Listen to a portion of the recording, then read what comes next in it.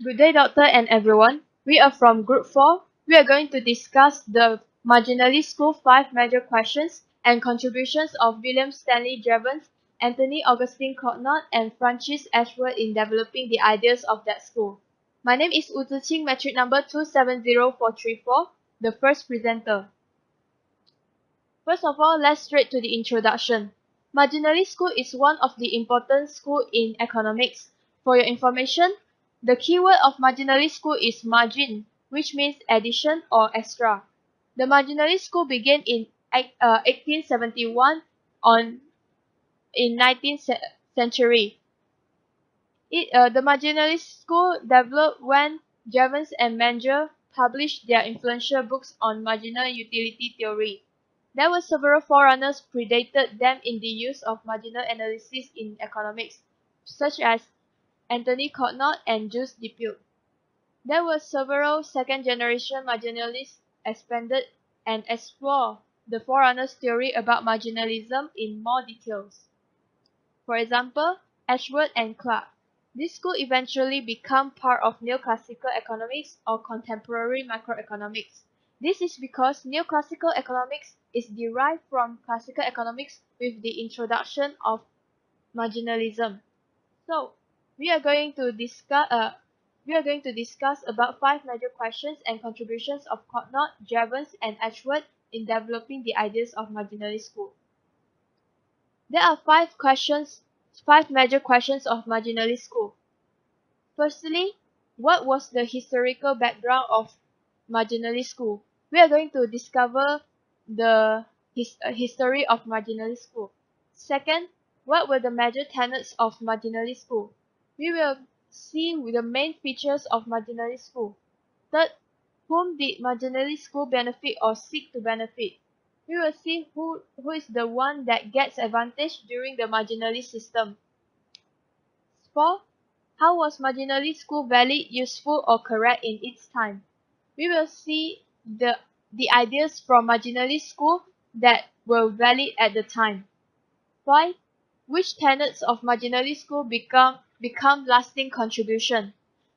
We will see which concept of marginalist that was valid in that time but became inappropriate now, and also which is the lasting contributions that still be found nowadays. Now I'm going to explain the historical background of marginalist school. Before marginalist school, people will suffer from the economic and social issues such as high poverty rate, wealth and health imbalance, business fluctuation, fairless treatment to the labor forces, and the appeal of monopoly industry.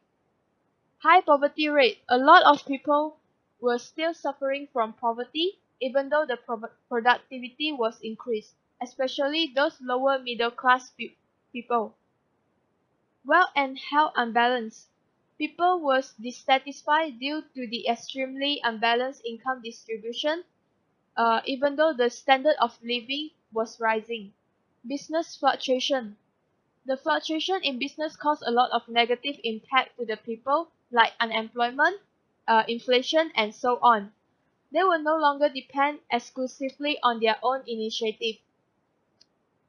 That was also the reason of high poverty rate. Fairless treatment to the labor forces. Many of labor were being treated unfairly in the working environment, and for example, long working environments, dangerous and unhealthy working environment, and the advantage of employers in bargaining with the employees. The appeal of monopoly industry. The rise of monopoly industry causes higher price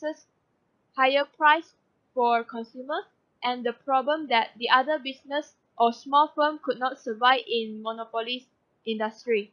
All those issues remain unsolved even after the beginning of the Industrial Revolution.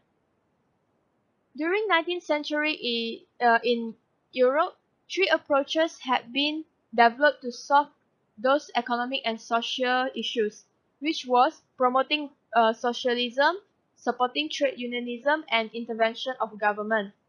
By promoting socialism, Every person in the community has an equal share of the various elements of production, distribution, and exchange of resources. By supporting the trade unionism, the right of labor force could be improved and protected. Also, the involvement of government will change the situation by regulating the economy, eliminating abuse, and redistributing income.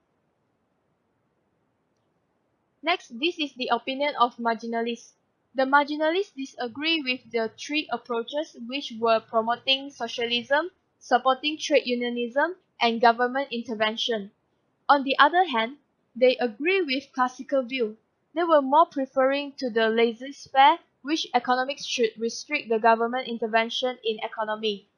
They defended the market allocation and distribution.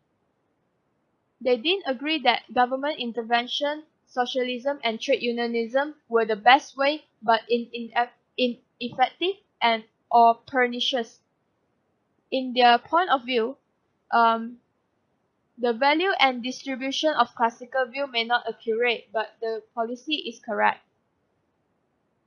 Next, we are going to discuss the major tenets of marginalist school.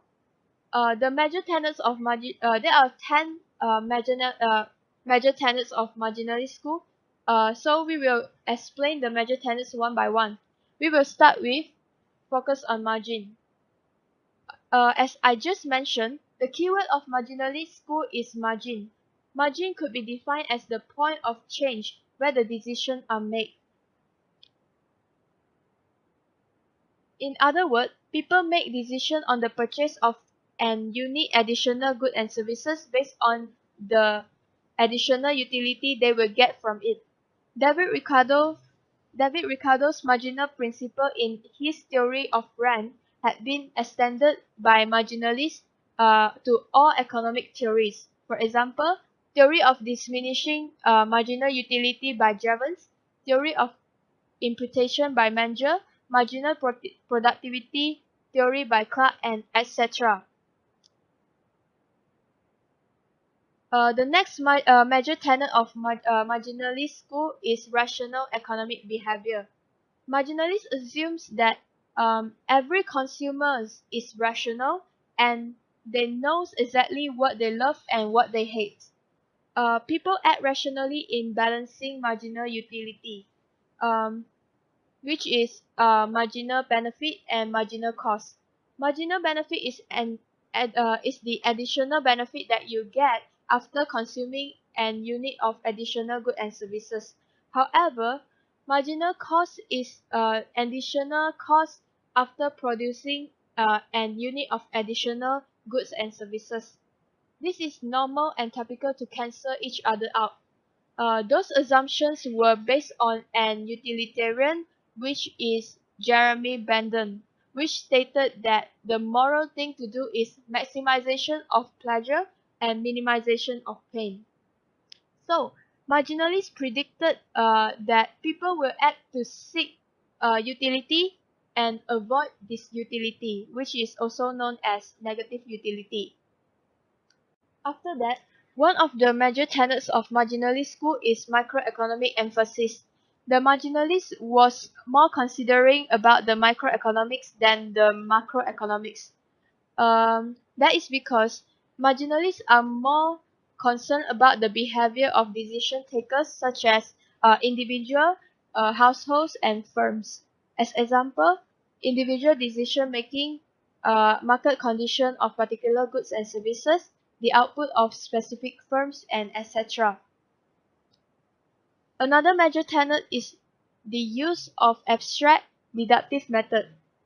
The marginalists prefer to use the analytical abstract approach developed by David Ricardo and other classicists instead of historical method from German historical school. In Ricardo's deductive analysis, it will start with an economic model, then analyze how it actually works. The other deductive method is partial equilibrium analysis, which considers only the effect of the given policy action that directly affected.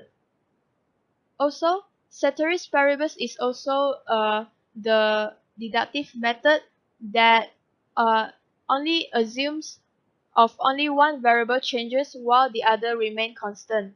In sum, deductive method usually start with a theory, then make hypothesis, follow with observation, and lastly confirmation of result. This is approach that marginalists often use. That is all from me. My teammates will explain the rest. Thank you. Good day, everyone. My name is Juazen and my entry number is 271415. Now I would like to present my part. I would like to continue the next tenor, which is the per competition expenses. The competition expenses is similar to the profit competition. So here we have some the characteristic of the per competition of expenses. The first one is it is formed by a small or individualities or the independent entrepreneurs. The second one is in this per contribution expenses we have many buyers in the market. Well, the next one is also they have many sellers in the market. So when we talk about the per competition expenses, we they must have a homogeneous product, which is a similar product we are well sharing or provider in the market. The next one is they have a uniform price, which means that the price level is the same for all the individuals and there is no advertising here.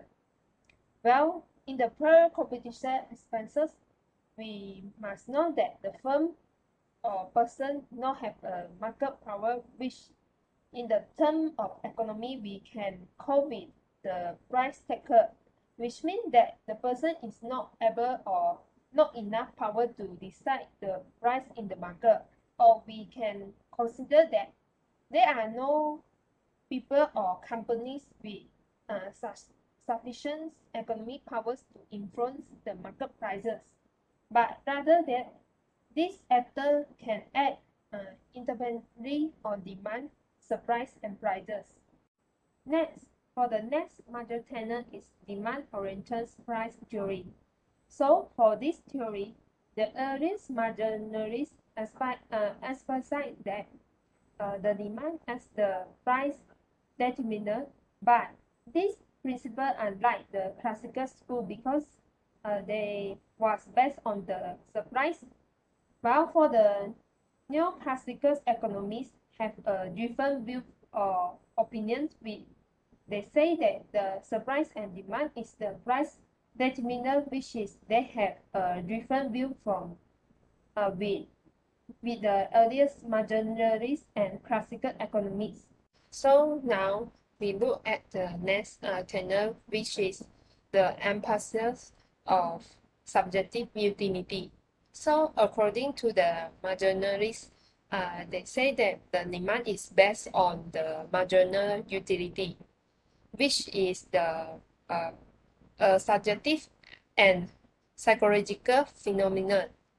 So what is the meaning of marginal utility? Marginal utility is the benefit gained from consuming one additional units of goods and services. So for this slide, our group has provided the formula of marginal utility, which is the formula is change in total utility divide change in quantity. The change in TU means that we take the new TU minus old TU.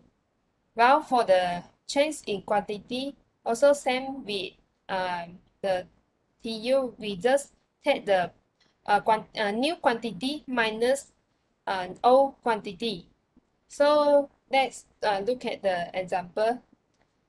For this table,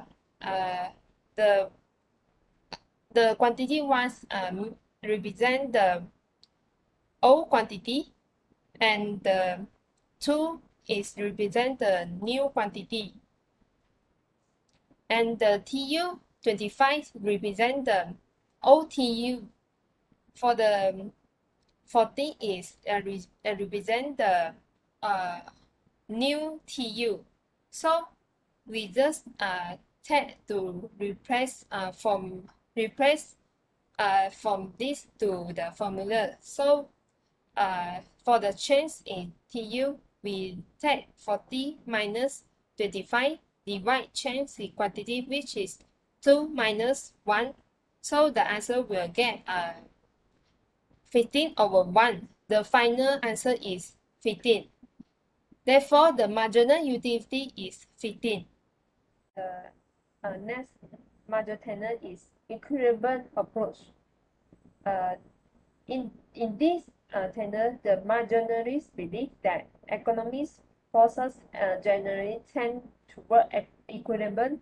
They also believe that if having some the disturbance or interferences occurs or happen and make it shift back, they believe that in the end the economy also will return back to the equilibrium points.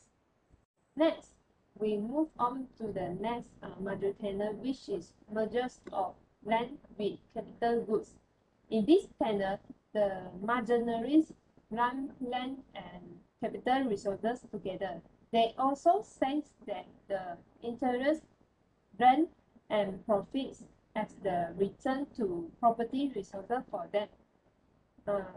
Joint analysis of the land and capital goods, they are what originate interest, income, and profit is performed.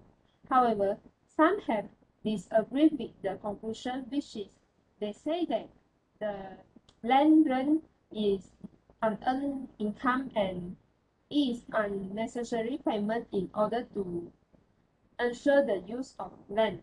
The marginalist thinks that the reward to landowner is being coupled with the interest theory. So for the last major tenet is minimal government involvement. It's meaning that the government less involved or less take action in the economy. The minimal government intervention is one of the most desired policy in the economy, or we can say that the less government intervention in the economy is the economists or suppliers that wanted, and the government should less intervene in natural economic laws in order to realize maximum social benefit, or we call it razor spread. The razor spread is defined as economics who restrict the government's intervention in the economy. We move on to another part, which is whom the marginalist school benefit or seeks to benefit. So marginalists want to promote a better understanding about allocating resources in the market efficiently and liberalization in economy. Why they do so is because they need everyone can earn or get a benefit. So the principles of the marginalist school sought the well-being of all people, which was it achieved quite successfully. However, the upper classes of society and employers were also favored. For the workers will receive their wages, which is equal with their contribution of the output. For those resisted change, the economies of liberalism will also benefit to them in maintaining the status quo. It is also benefit to the employers because by opposing unions and attributing employment to wages that is high in an inflexible downward. Besides, the marginalism also defends the landowner against attack based on Ricardian rent theories. Lastly, they also have benefit to the rich people, which is who generally oppose the government intervention that may redistribute their income. My name is Lolik Yong, matrix number 270261. Now I will start my part with how was the marginalist school valid, useful, or correct in its time. First, the marginal school developed new and powerful tools of analysis, especially the geometric diagram and mathematical technique. With the contribution of this thinker, economy became more social science. Next, demand as important price determinant. Demand is important as one set of determinant for price of both final good and factor of production. The school emphasized that individual decisions were important in determining the cost in economic activity. Third is fundamental assumption in economic analysis. Methodological debate triggered by marginalism lead to the separation of objective and verifiable principle based on stated assumptions that depend on value judgment and philosophical outlook. Next, partial equilibrium analysis. It's championed by many members of marginal school. It is useful in abstracting from the complexity of the real world. This approach allows one variable to change while other variables maintain the same and enable the investigator to analyze complex phenomena step by step. The extremely complicated society issue can be simplified and penetrated in orderly and systematic manner. As the marginalists introduce continuous variable, they finally approach a more realistic situation. Next, microeconomic approach. It complements the macroeconomic approach as macroeconomy may ignore many problems by viewing the economy as a whole. For example, the business cycle is the important to large automobile company. But to owner of a convenient grocery store, business cycle is relatively less important than the opening of a competing store down the street. In short, microeconomy approach occupy an important position in economic theory. Next is which tenet of the marginalist school become lasting contribution. Several tenets of marginalist school were subsequently challenged and some were rejected. The first is Keynes has pointed to the alleged fallacy of compositions associated with marginalist and neoclassical employment theory. For example, if a company wants to cut wages, it can expand the market by selling the things at lower price. The decline in purchasing power of its employee will not affect it because they usually only buy a small portion of their output. However, if all employees cut wages, they might find their market shrink rather than expand. Next is pure competition.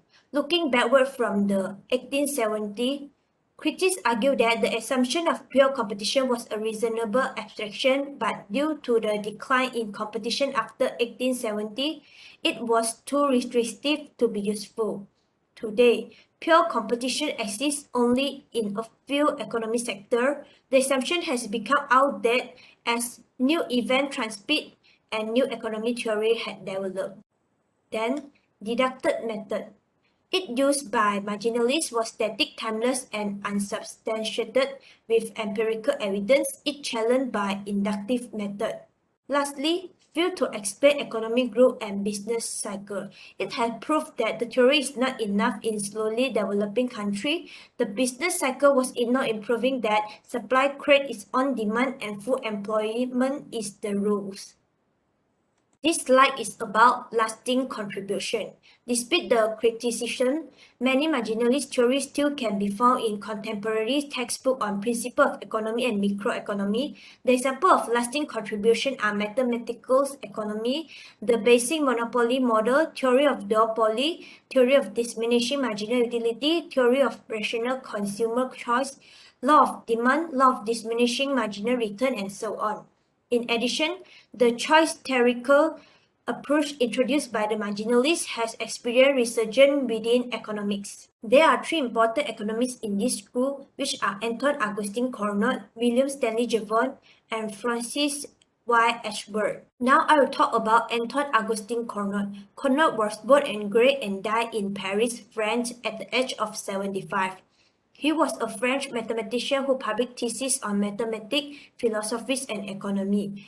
His main work is researches into the mathematical principle of the theory of wealth. He was the first economist to develop consist mathematics model of pure monopoly, dual monopoly, and pure competition. He also was the first who defined and drew a demand curve. Conrad is a forerunner of marginalist school because most of his analysis focused on the rate of change of total cost and revenue function, which refer to marginal cost and marginal revenue. Among his several contributions to economic analysis, theory of pure monopoly and theory of duopoly are the two particularly worthy of elaborations. Now I will explain about theory of monopoly. Conrad is the first economist to derive the proposition that a firm can maximize its profit when marginal revenue is equal to marginal cost. Conrad assumed that a man finds himself proprietor of a mineral spring which found to have beneficial property that no one else has. At first, he set the price as 100 francs per liter, but he found that it is not the way to get the greatest profit, so he decided to reduce the price until he get the greatest possible profit. It denied the law of demand. Then Conrad assumed the total cost and marginal cost obtaining mineral water is zero. Total profit will be maximized at the quantity output where total revenue is greatest. At this point, marginal revenue is equal to zero. From graph A, we can see that the proprietor of the mineral water faces a downward sloping demand curve and marginal revenue lie below the demand curve. It is because lower price applied to all liter of the mineral water, not just the additional one sold. It means that the sale of one additional unit will increase the revenue, but if no additional unit offered for sale, the price of other liter will be higher. The loss of this potential revenue must be subtracted from the revenue gained through the sale of the additional liter. So, if the seller charged 100 francs per liter, he could only sell 65 liter, means that he will only get 65 francs of total revenue by assuming total cost is zero. Instead of charging 100 francs per liter, the monopolist will use trial and error until the price settled at 60 francs. At the price 60 francs, he will sell 200 liters and receive a total revenue of 12,000 francs. So 60 francs and 200 liters is the profit maximizing price output combinations. The monopolist maximize total revenue at 12,000 francs. Then the maximum total revenue condition is fulfilled when marginal cost is zero and equal to marginal revenue. From graph B, it can be seen that the price above and below 60 francs will lead to a decrease in total revenue. Conrad extended his theory to the condition where marginal cost is positive.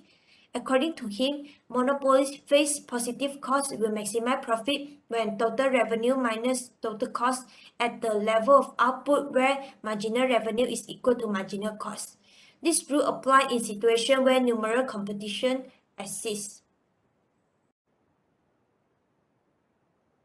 Next, I will introduce about William Stanley Jevons.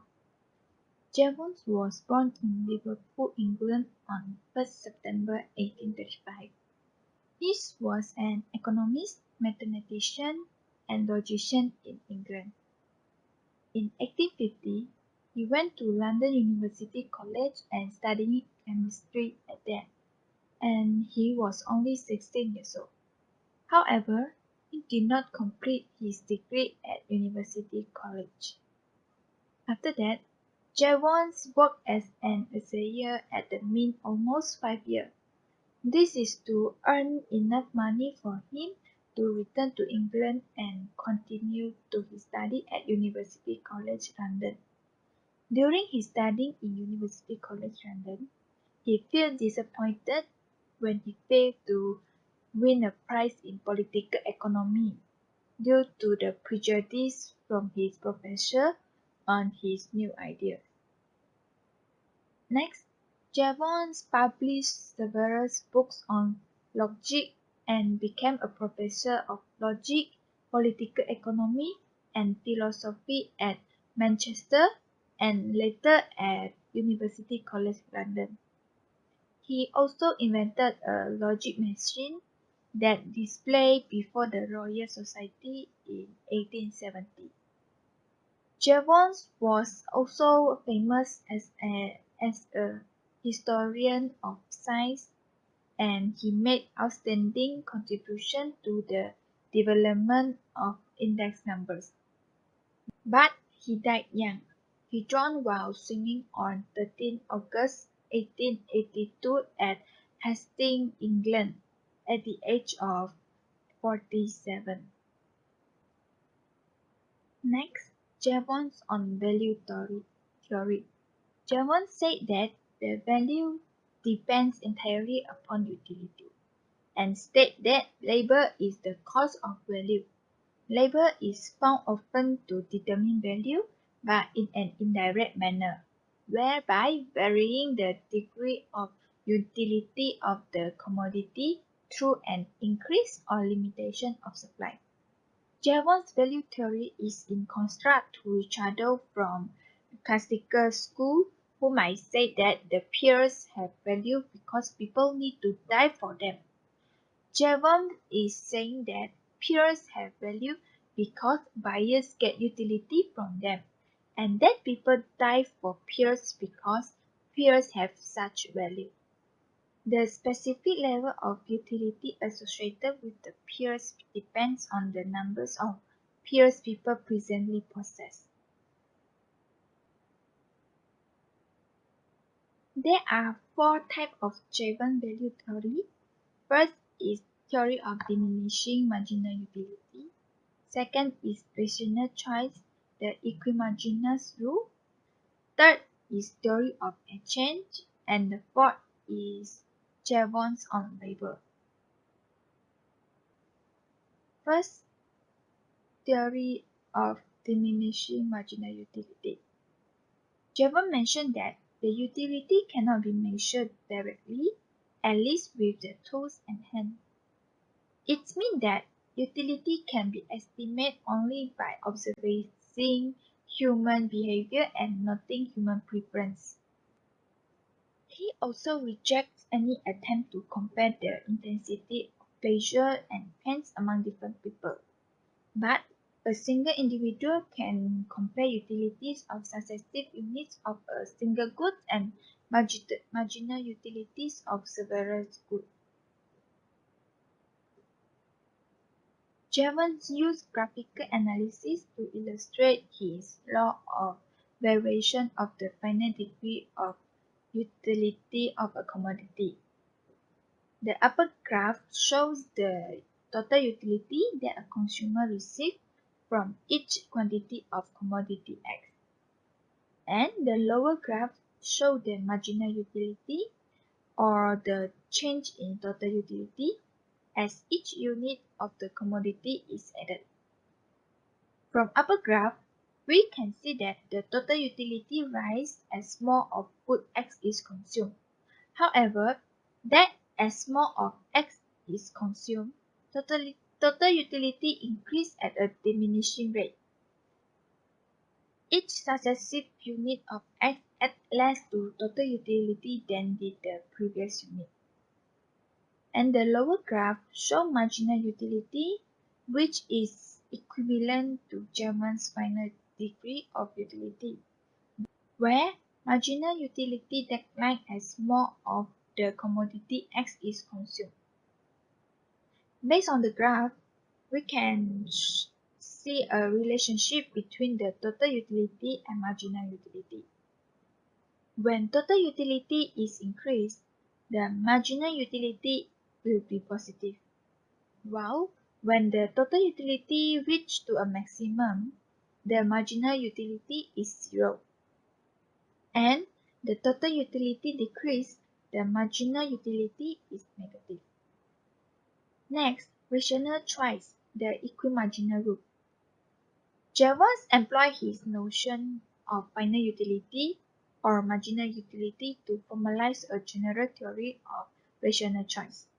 According to Jevons, the consumer wishing to maximize utility because they will allocate money income in such a way that the marginal utility of the last dollar spent on all commodities is equal. The role of diminishing marginal utility is important in here. Let's assume that there are two commodities, which is X and Y. If the ratio of the marginal utility of X to its price, MUX over PX, is greater than the marginal utility of Y to its price, MUY over PY, then the rational consumer will buy more of X and less Y. As more of X is obtained, its marginal utility will decrease, and fewer units of Y are consumed, its marginal utility will increase. Consumer will continue to buy X until the consumer total utility is maximum, where MUX over PX equal to MUY over PY. While if the marginal utility of X to its price is smaller than the marginal utility of Y to its price, then the consumer will buy more of Y. As more of Y is obtained, its marginal utility will decrease. As fewer units of X are consumed, its marginal utility will increase. Then the consumer will also continue to buy the Y until the consumer total utility is maximum. Next, theory of exchange. Jevons used his principle of utility maximization to explain the gains from exchange. Suppose there are two trading bodies. Party A only have beef and Party B only have corn. How does the exchange will benefit each other? The equimarginal rules come into play. Party A only have beef, so A will benefit by obtaining the corn and giving up the beef because marginal utility of beef to its price is smaller than the marginal utility of corn to its price. And Party B only has corn, so it will benefit by obtaining the beef and giving up the corn because the marginal utility of beef to its price is larger than the marginal utility of corn to its price. Jevons on labor. Jevons said that cost of production determines supply. Supply determines final degree of utility, and the final degree of utility determines value. Jevons refuting the labor's theory of value from classical school. He argued that the labor cannot be the regulator of value because labor has unequal value. Labor itself is a subjective, psychological cause, a painful assertion. The problem of economists is to satisfy our wants with the least possible sum of labors. To accomplish this, the worker must compare the pain of work and the pleasure of earning.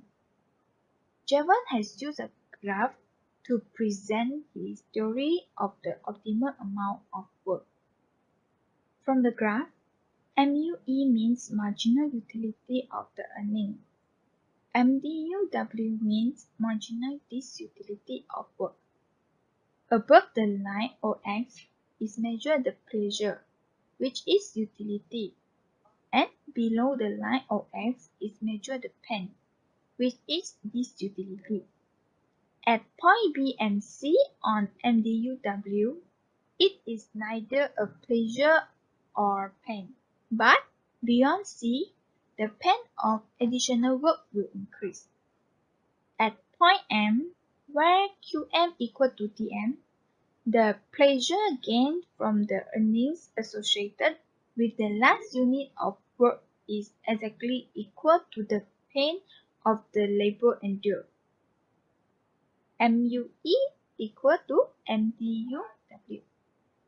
As a result, M equal to the optimal amount of work that worker can earn in a workday. Good day everyone, my name is Julie and my metric number is 271414. I would like to continue the third important economics, which is Francis White Award. He was born in Ireland and died in 1926. Francis studied at Oxford University and he became a top professional of political economy at Oxford. He is also one of the founders of the Royal Economic Society as an editor of the Economic Journal for 35 years. Francis was also as a president of the Statistics Society and he was also as a fellow of the British Academy. Now I would like to continue which is the Francis contribution to economics. First of all, Francis' contribution to economy is in the mathematical physics and article under the title paper relating to the political economy. And he also used the mathematics within the discipline to contribute to modern economy, and he also originated the idea of an indifferent curve, and he is one of the economists to discuss the pricing behavior of oligopolies. And for the last one is he has educated the difference between average product and marginal product. The indifferent curve and exchange. Edwards has introduced the combination of two items equal level of utility to an individual. So to analyze the exchange between source processes of the product, which are the Friday as a label, the Friday has label as a S2,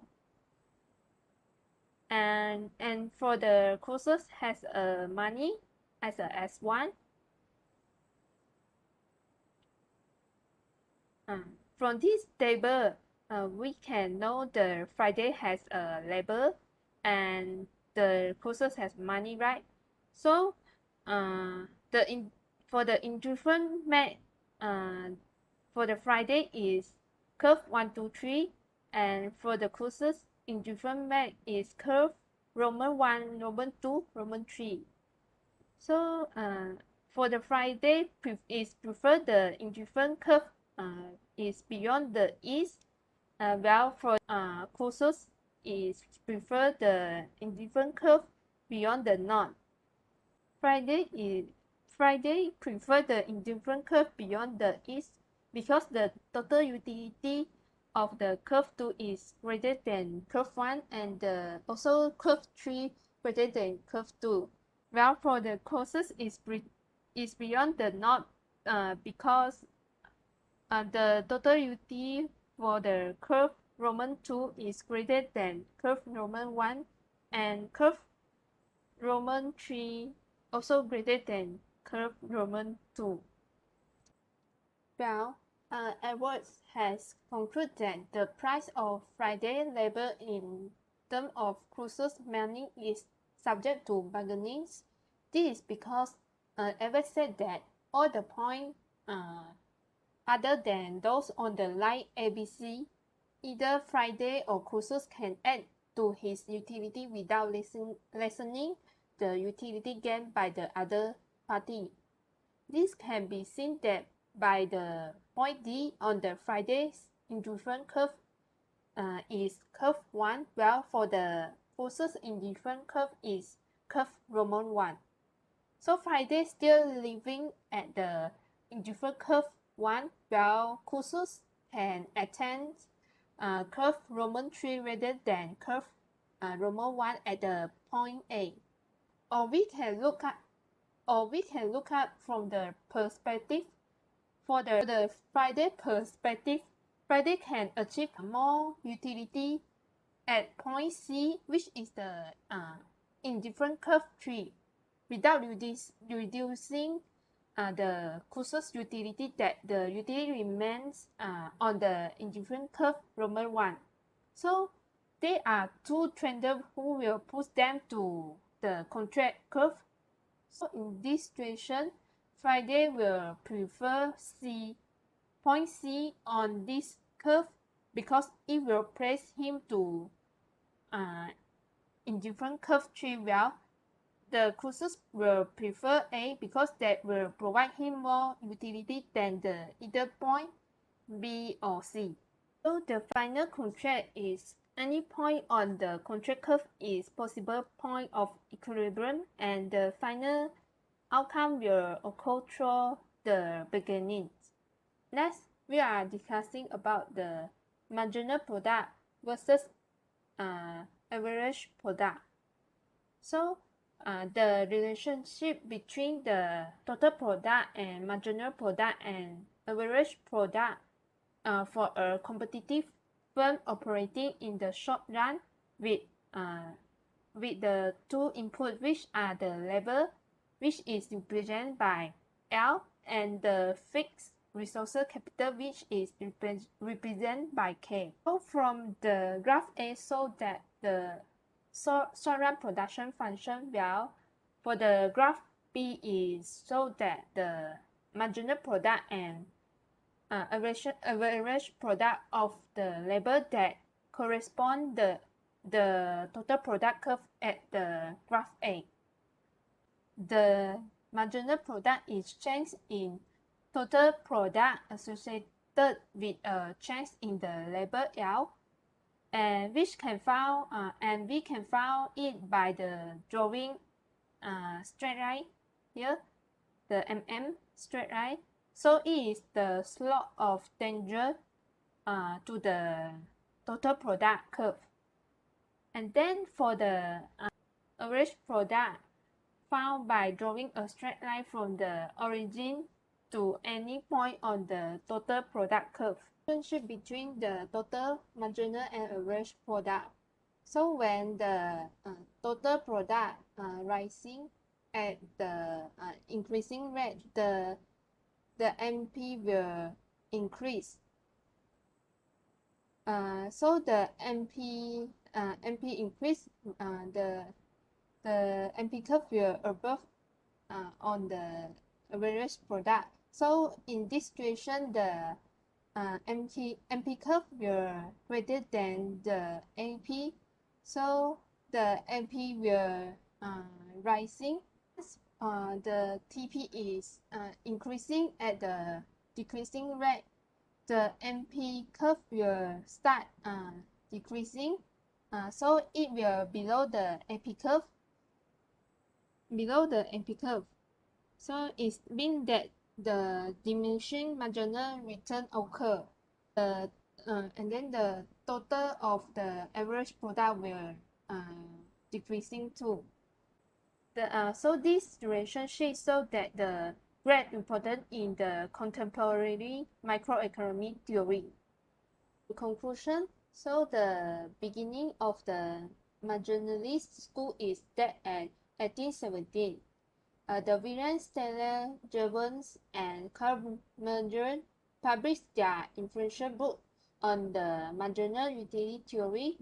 So the marginalist school opposed the socialist ideology and government intervention in the economy. Instead, they have re-emphasized the use of the laissez-faire system pioneered by the classical school. So generally, this school to advance the interests of the humankind through the promoting a better understanding how a market system efficiently allocate the resources and promote the economic liberty. So although the marginalist school has their own weaknesses, many of the theories still can found in the contemporary textbook on the principle of the economy and microeconomy, such as the book Theory of Monopoly and Duopoly, And the second is the theory of value. The third is indifferent curve and edges, and the indifference between average and marginal product. The marginal analysis apply to the whole body for the microeconomics. The progress in the mathematization of the economy. So only input to the new era of economic thinking for the neoclassic economy starting in 1819s, which is produce a complete and consistent new microeconomic theory. So the marginalist was only the transitory period between the classical and neoclassical school. Thanks for all your listening. That's all from our group. Thank you.